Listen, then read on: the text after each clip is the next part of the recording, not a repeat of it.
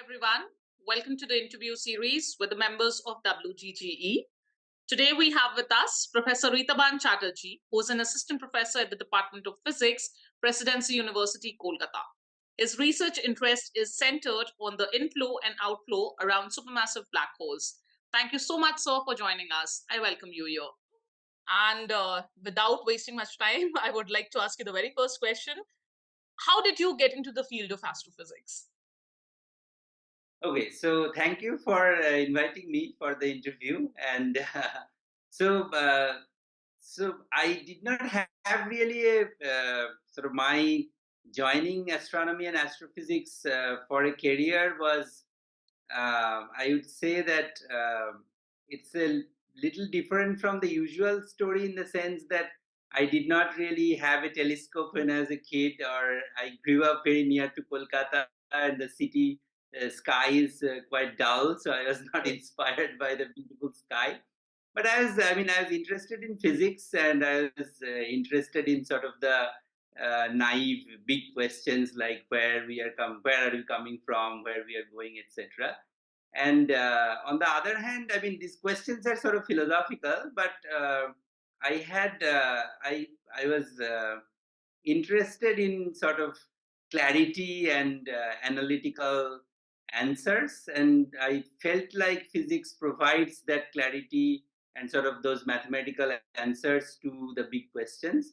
And so I thought that you know trying to answer this kind of astronomical question using physics would be a nice thing to do. So that's how I decided that I'd do this.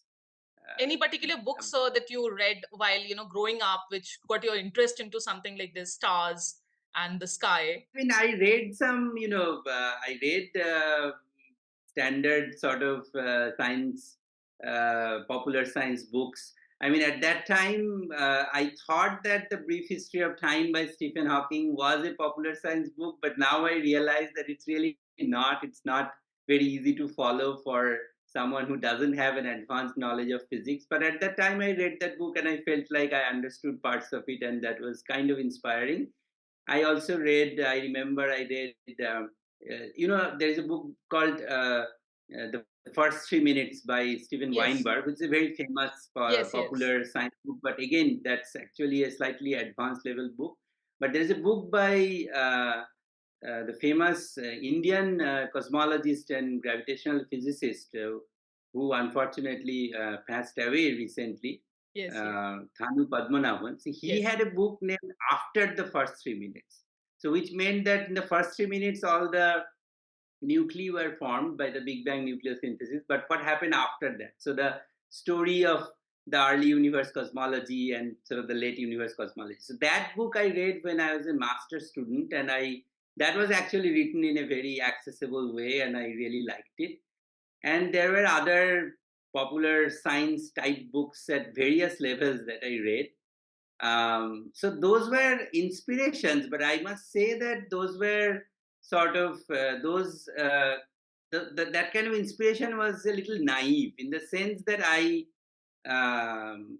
what I see in my students now, that they are introduced to an astrophysics course at the BSc level, and then I think that their inspiration is on a more solid ground in the sense that Correct. they actually know what astrophysics is and what kind of skills you need to have to access that subject or do make progress with more advanced versions of astrophysics. So, but I studied physics for my BSc and my MSc, but that was only physics. I actually at the master's level I wanted to take some astrophysics elective or something, but at the At that time it was moment not was not. offered. Okay, so tell me about your role models and inspiration, and particularly if you had any female role model. I mean, if you saw someone working in that area. Um, so again, so in terms of role models, I would say that I, if I think about, so I'm talking more about like professional role models in that, I mean, not as, there are other aspects of life other than the profession, but I'm talking strictly about the profession. So in terms of teaching, I went through various institutions and I liked the teaching of some fraction of the faculty members. And when I teach now, or when I prepare to teach a class, I think about what was it that they did that I liked and that stayed with me even 20 or 30 years since then. So I try to emulate that, and so there are some several teachers like that, not too many, but several teachers like that. Um, but in terms of research, I didn't really meet any researcher until I went to do my PhD. In the sense that in my BSc and MSc institutions, there were people who were doing research, but we were not really exposed to that side of them.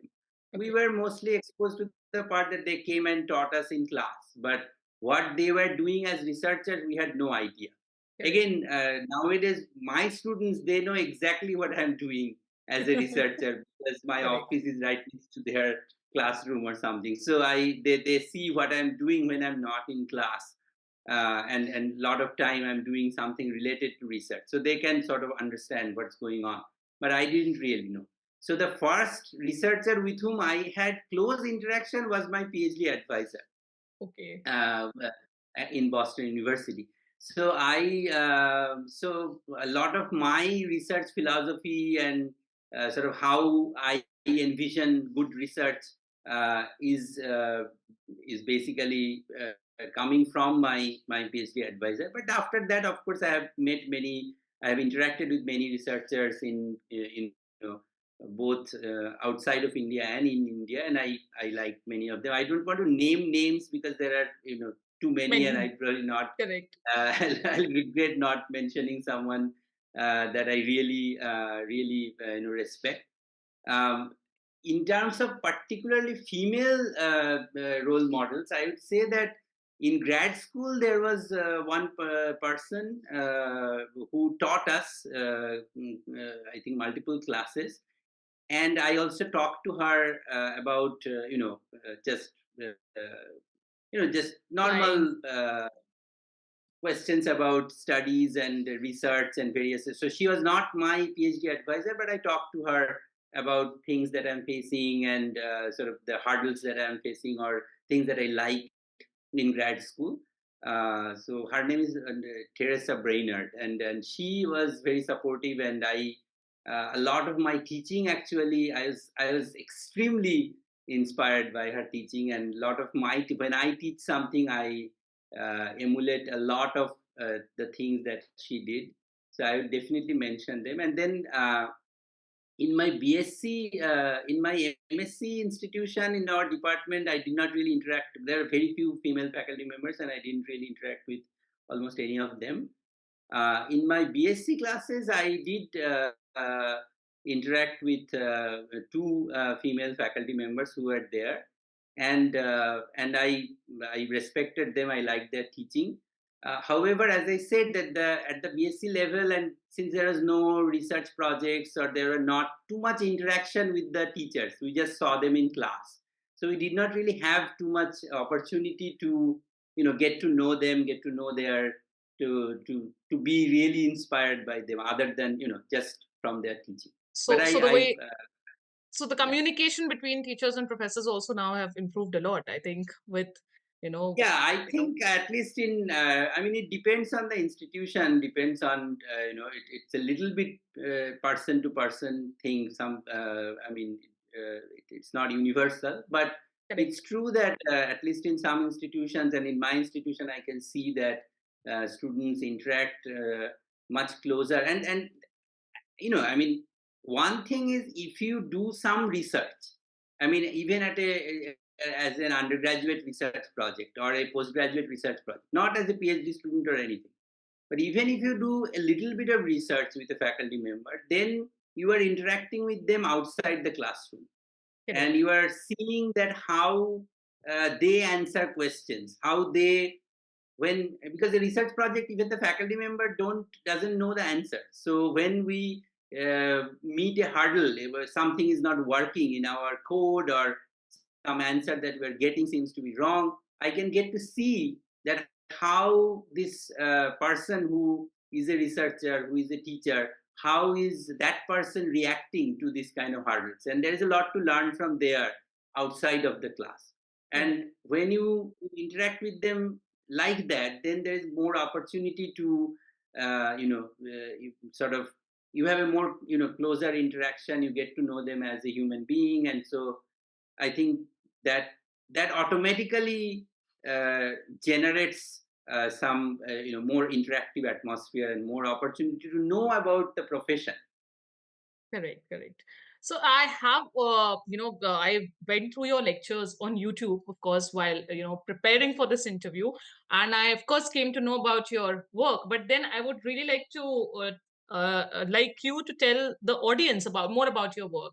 And with the recent launch of ExpoSat, what are the advances in astrophysics, particularly the science related to black holes? And what can we expect in the coming decades? Because that's how I know that you are working the black holes. When it came, I thought that I'll put this question up straight up to you.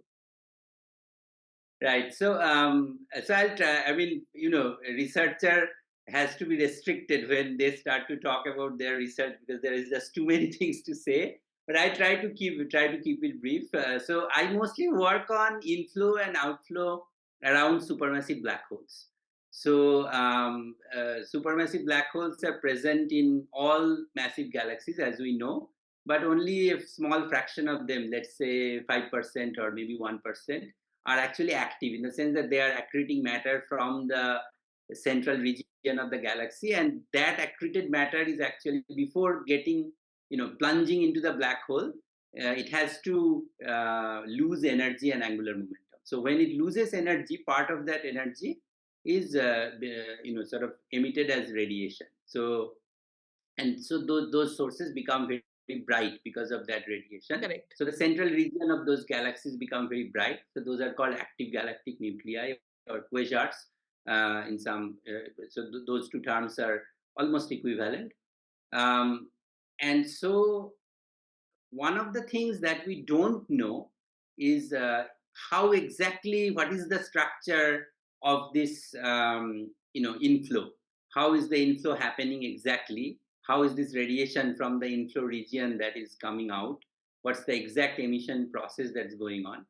And even more importantly, we don't know, uh, in some cases there is a lot of outflow as well. So in the sense that, let's say, out of this, as I said, that all galaxies have a supermassive black hole, but only a Correct. few percent of them there is active Active. accretion going on. But then among that, about 10% have very bright jets. So these are very collimated outflow of plasma that are coming out at very high speed, close to the speed of light, and they are coming out perpendicular to the plane of the inflow. So these are called jets. And turns out that these outflow, as well as just the high amount of radiation from that inflow region, that affects the rest of the galaxy, and even outside the galaxy, the intracluster medium. So the material in the galaxy and in the intergalactic medium, they are affected by this central very bright object and these jets. So it's important that we understand these very bright objects and also the jets, so that we can understand how the galaxy is being affected. And overall, the star formation in the galaxy is affected by these jets as well, or by the radiation as well. And so the star formation is essentially meaning that the entire the formation of structure in the universe is affected by the quasars. So it's important that we understand.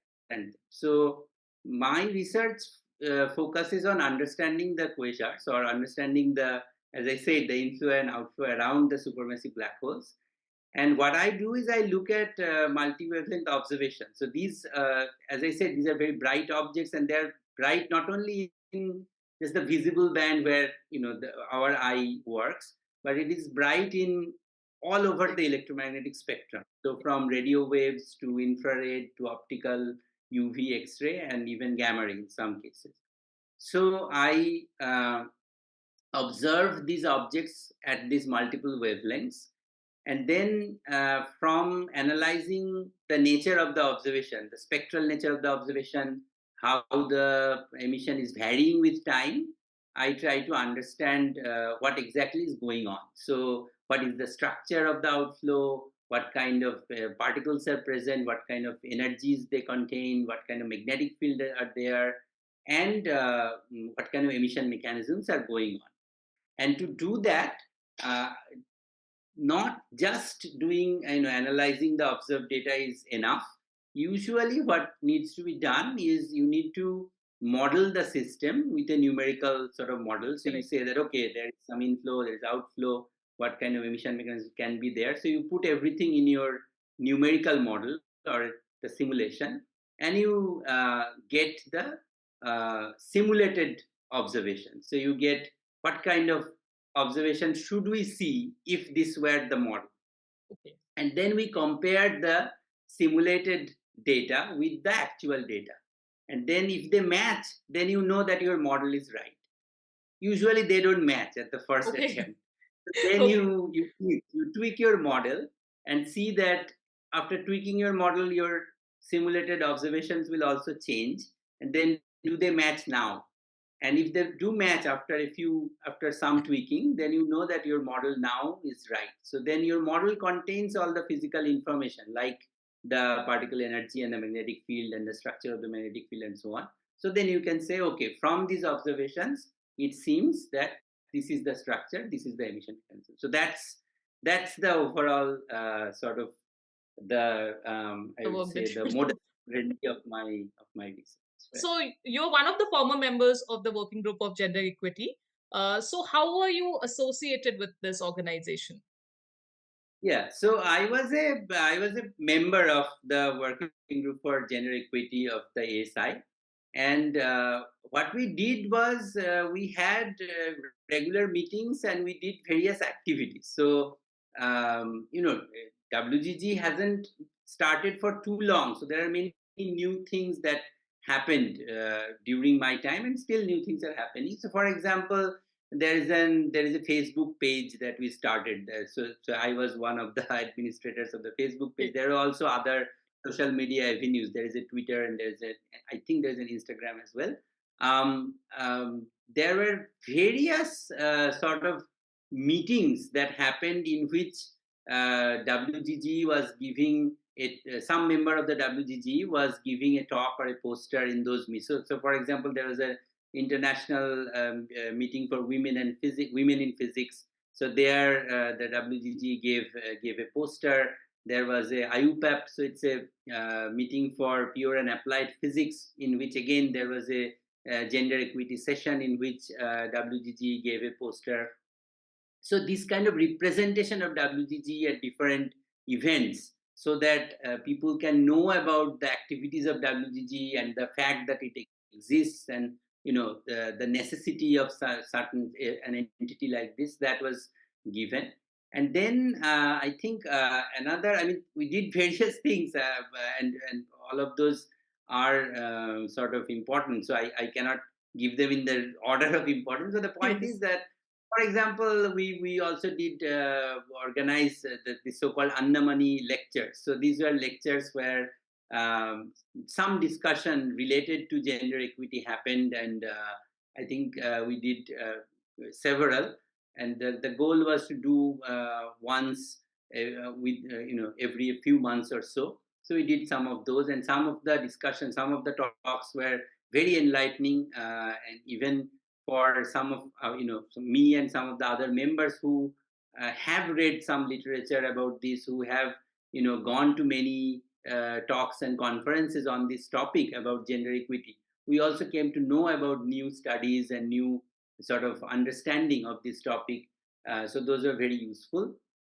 And then one more thing that that happened in my time in WGG was, I thought that was very very nice, was there was a survey. We built a questionnaire about various aspects of gender equity, and what people's experience about it. And first we so some of our fellow members, they sort of created the questionnaire, and then we went through it, we suggested changes and so on. And then finally, that question was sent to all the members of the Astronomical Society of India, and then their answers were collected, and then that statistics was built, and then there was a talk in one of the ASI meeting about this survey. So the answers from this survey and what it shows, what it implies about the status of gender equity and what are the challenges are being faced by people regarding this topic. So those were discussed. And actually, not only that discussion, but in every ASI meeting, there is a WGGE session. And I feel that that's usually a very good session. A lot of things that Insights. people who attend get to know a lot of new things. Mhm. And usually there is one external speaker that give a talk, and then one person from WGG give a talk. Like in this case, the talk was on the survey, but there are other talks as well. There was some statistics about multiple choice admission tests. So whether this kind of tests are,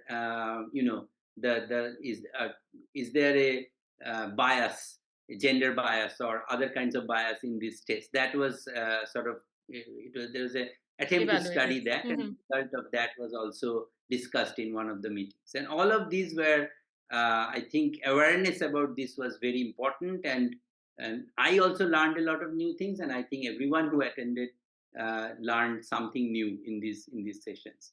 Okay, sir. So another question to you is, how would you describe the journey of, the WGGE in the scientific community? Well, I mean, I would say that there isn't. I mean, in the ASI, there was no um, gender equity cell or any entity like that.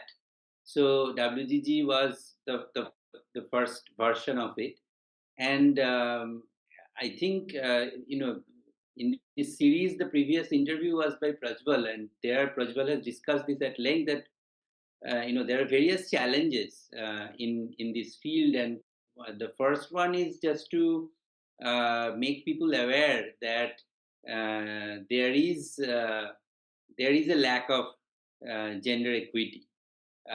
People tend to agree now that there is gender disparity, but they don't agree that there is any sort of bias or discrimination. Um, just to establish, or at least to sort of state that with evidence, with data, with people's experience, lived experiences, just to present the fact that there is bias in terms of gender in astronomy in various forms, um, is important, and I think WGG is doing that. And the fact that there is a WGG session in the ASI meetings now, and people attend that, and they get to know, they get to hear about this kind of discussion. Uh, that I think is a very important aspect of it, and I would hope that that kind of work goes on. And I think just to keep doing what WGG is doing for the last several years is important. I mean, if there is a new idea of, okay, something else can be done, something more can be done, that is of course very welcome. But I think to me it's very important to be present and keep doing what we are doing, what WGG is doing, because many people are not aware of even the basic facts. People who are in WGG or who are close to this kind of discussion, who have heard this, they know the basic facts, and they sometimes say, okay, I have heard this before, is there anything new? But there are many people who haven't heard this and who haven't thought about this. So it's important to make young people, and even people who are in the field for a while, for a long time, but haven't really paid attention to this aspect of gender bias or inequality, um, to sort of offer them the space to think about this, or sort of giving them a cause to think about it. is something very important. And I think that's one of the very important responsibility of WGGE, and I'm sure that they have been doing it, and they will do that in future as well. In addition to various other things like the various activities that WGGE do. Okay. So, can you recommend any practice projects to a person or institute to help achieve gender equality, equity? Well, that's that's a that's a much no, it's a non-trivial thing, because institution, when they implement some policy, they have to think, they have to take opinion from various stakeholders, Mhm. and the policy is built based on that. But for what it's worth, I would say that it's first of all, I think it's important, as I said, is it's to just establish the fact that obviously, if you look at, if I restrict myself to astronomy or even physics, if you look at most institutions, particularly research institutions or IITs or etc., um, the number of students, if you look at the male to female ratio, it's close to 50-50 in many disciplines. I'm talking about even in science and technology. Um, the number of students, the disparity is much less. But as you go to higher and higher level, Correct. the disparity increases. So among PhD students, and then nowadays in PhD students also, the ratio is pretty even. But then if you go to assistant professors and professors, and then you know directors uh, at that level, then the ratio becomes even the the female to male ratio is very very small. So the question is, obviously in the society the female to male ratio is almost one. So why is this? Why is there a disparity? And is there any bias, or is it just happening naturally? What is going on? So that needs to be understood. That needs to be thought about. It should not be deflected. That question should not be deflected, but sort of people should be concerned about that.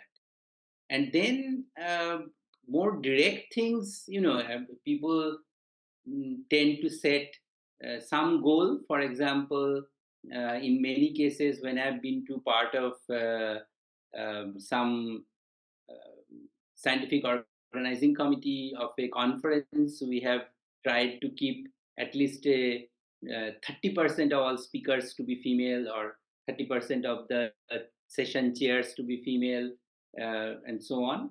So some institutes can set a goal like that, that okay, I'll at right now maybe 10% of our faculty members are female, and I'd like to make it 30% in the next several years, or something like that.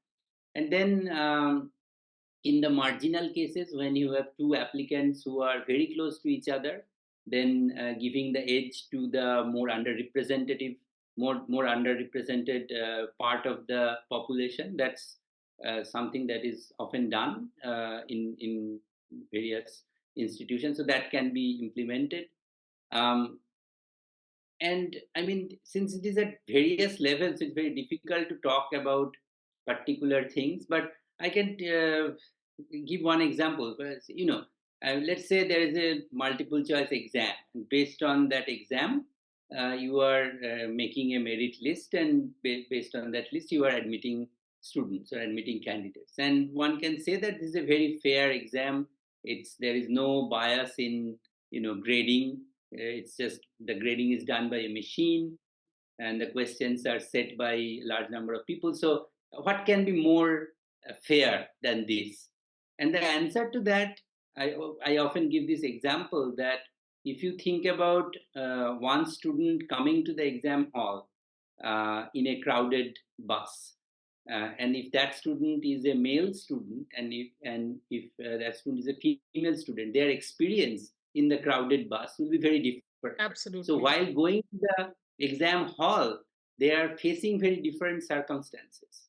And that's just 1 hour of their life, but throughout their life they are facing very different circumstances.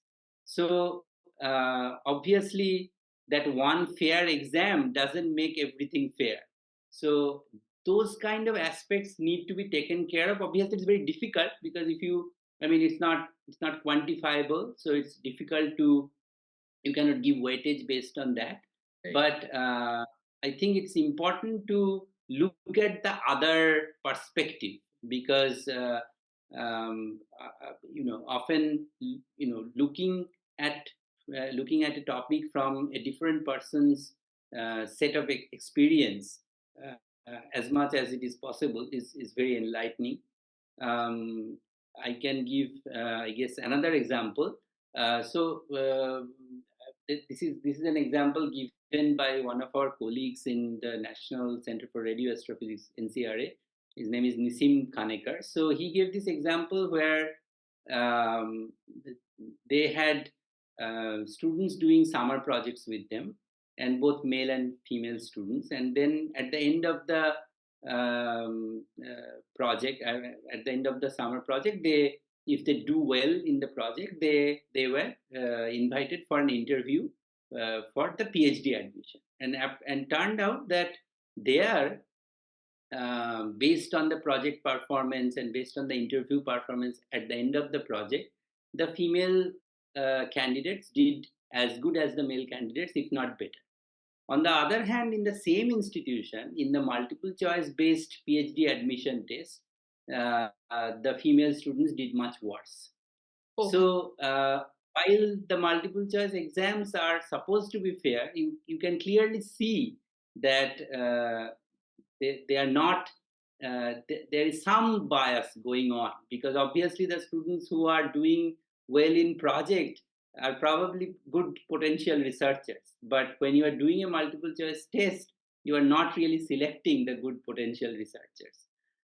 We have seen in many examples that when you are looking at actual engineering work, right, done by ISRO or various other institutions or various other corporations, um, not always people who did the best in their multiple choice admission test, became the best engineers. But we do choose engineers through that. correct.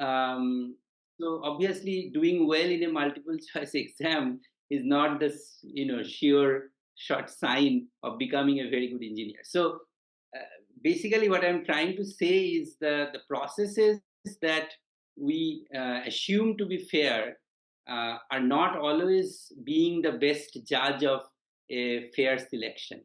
So we have to think deeply and take controls. The problem with this aspect is, unless you have a control sample, you cannot really support one mechanism over the other. So the case that Nisim Kanekar presented about this project students versus non-project students, there is a control sample of project students. So that's why it is a very good example, because you can see how that works. But that's not always possible. But we need to look from the other person's perspective, other person's set of experiences, as we call that, the other person's shoes. Yes. And also, it's important to, I'm slightly giving a longer answer, but That's another okay. thing that people always talk about is the role of, the importance of role models. That if people see that in their institution 30% of the faculty members are female, then those students will see that is happening. On the other hand, if they are always interacting with faculty members and directors and professors of the opposite gender, then naturally, I mean, everyone can be role model irrespective of gender, but it's important to have role models of your gender or your kind of representation, and that's something that the institutions uh, you know needs to keep in mind. Yes, of course. And I think that, as more and more experiences come in, more and more people start observing that what is going on, they'll put on probably more samples to it, that how things can be evaluated. Okay, so another question, as That's as a member of the, or a former member of the working group of gender equity at ASI, how do you inspire students to actively promote gender equity? Yeah, okay. I mean, it's it's a it's sort of a lived experience, so it's difficult to really pinpoint things. But in general, I tend to, first of all, I think I advise students and colleagues to be aware. As I said, that in many cases, one of the biggest challenges is to make people aware that there is gender disparity, and then there is some bias in various hiring and recruitment processes.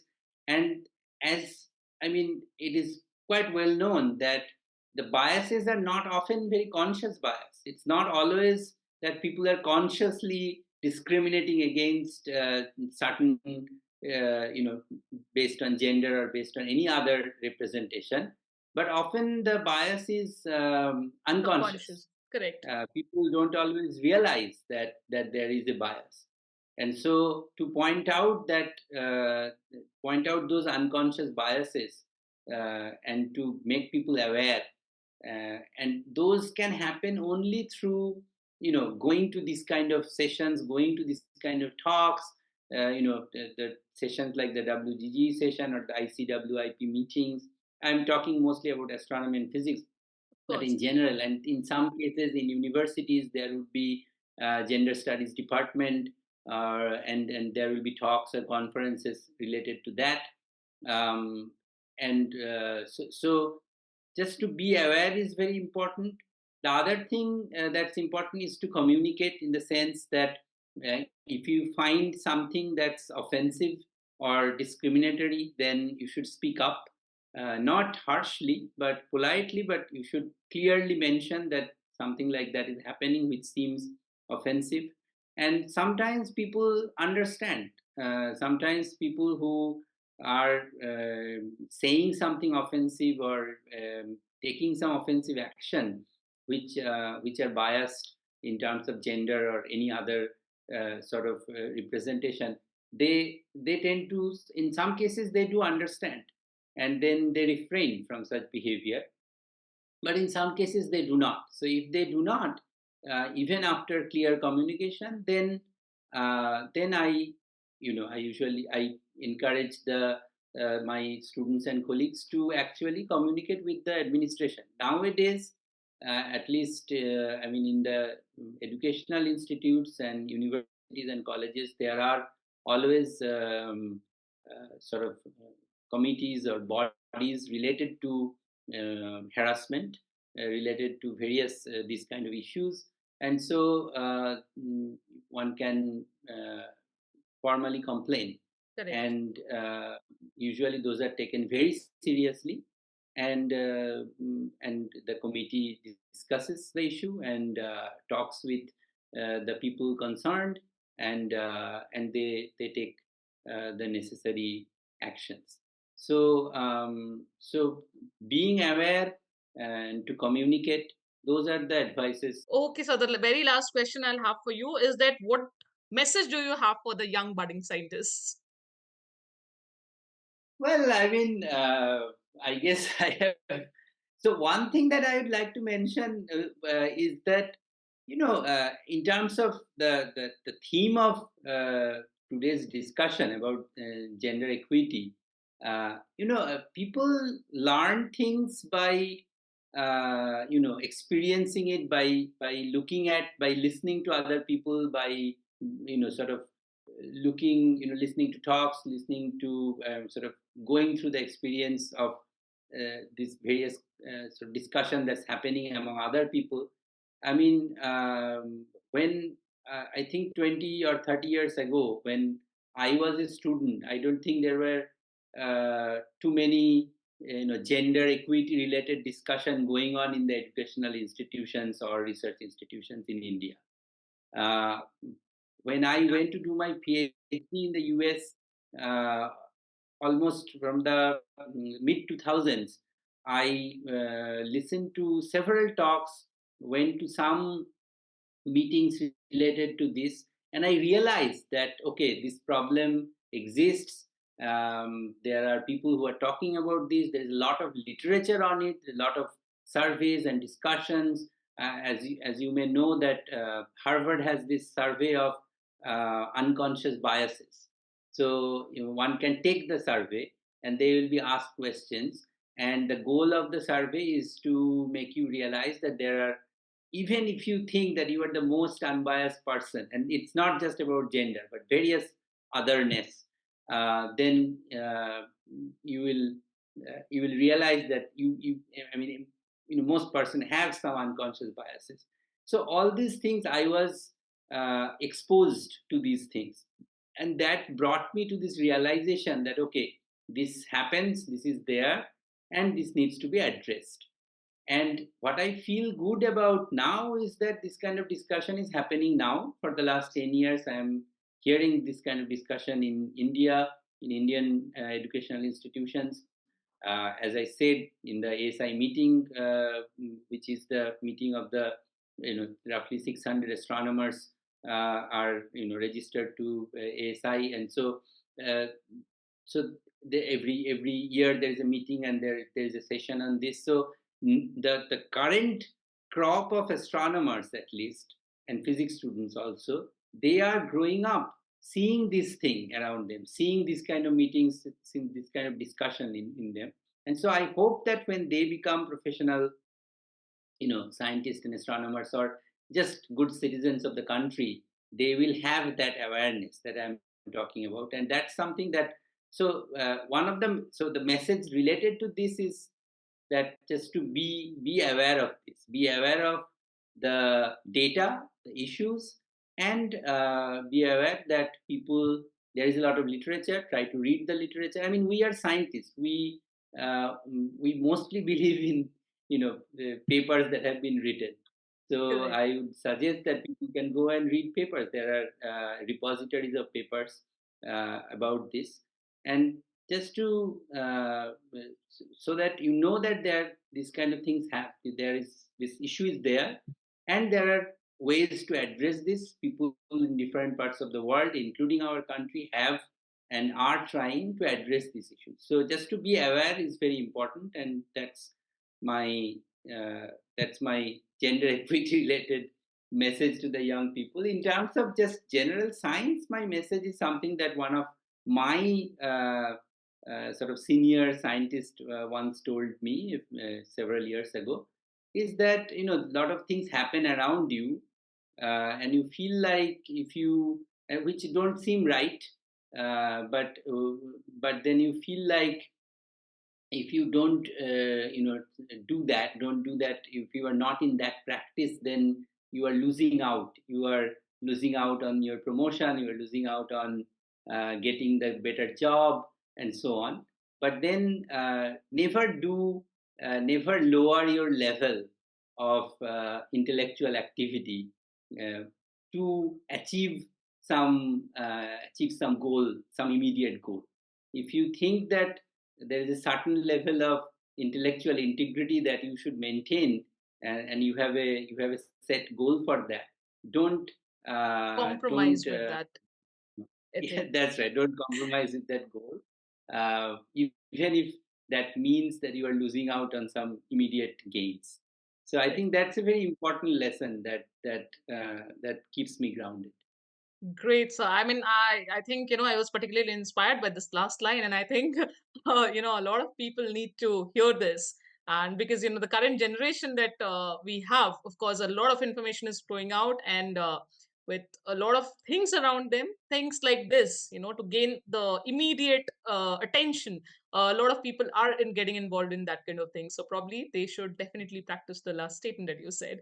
Thank you so much, sir, for joining us today, and it was truly enlightening to speak with you and gain the insights into the physics of astronomical objects, of course, of black holes and everything. Thank you so much for your time.